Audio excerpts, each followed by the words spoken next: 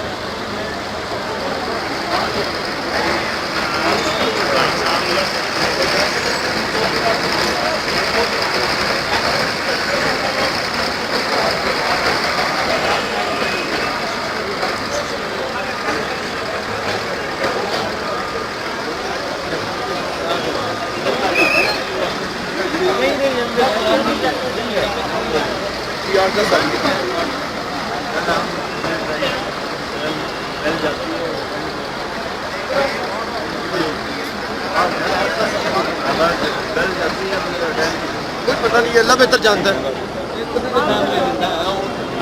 जी phone आया एक बंदा तो कहना सी भी जिंदा एक बंदा जिंदा है अंदर हाँ वो एक भाई है कहते मुझे फोन किया काम के लिए खड़े कोई और नहीं